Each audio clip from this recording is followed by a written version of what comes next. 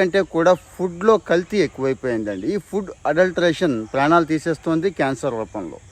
రీసెంట్గా ఒక కేఎఫ్సిని తమిళనాడు తూతుకుడిలో ఒక కేఎఫ్సి యూనిట్ని ఎఫ్ఎస్ఎస్ఐ అంటాం చూడండి, అంటే ఫుడ్ సేఫ్టీ వాళ్ళు బ్యాన్ చేశారు. నోటీస్ ఇచ్చి బ్యాన్ చేసామని చెప్పారు. ఎందుకంటారా, మెగ్నీషియం సిలికేట్ సల్ఫేట్ అని చెప్పి ఒక కెమికల్ ఉంటుందండి, సింథటిక్. అది మెగ్నీషియం సిలికేట్ సింథటిక్ అంటారు దాన్ని రీసెంట్గా ఎక్కడ బ్యాన్ చేశారో మీకు గుర్తుందో లేదో, యాంటాసిడ్స్ అంటాం చూడండి. మనం జెల్స్ దగ్గర నుంచి రకరకాలైనవి వాడుతూ ఉంటాం తిన్నది అరగటం కోసం, ఈ గ్యాస్ ప్రాబ్లం కోసం. అక్కడ బ్యాన్ చేసేసారు.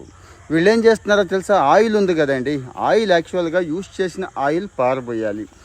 ఈ ప్రపంచంలో ఏ ఒక్కడు కూడా పని చేయడం తెలుసు, కానీ 10-20 సార్లు వాడిన తర్వాత కూడా అదే ఆయిల్ని మళ్ళీ వాడటానికి అనుకూలంగా ఈ కెమికల్ని యాడ్ చేసి అదే ఆయిల్లో మళ్ళీ వేయిస్తూ ఉంటారు. వేయించడం అంటే చికెన్ వింగ్స్ దగ్గర నుంచి ఎన్ని చికెన్ ఐటమ్స్ ఉంటాయో తెలుసు.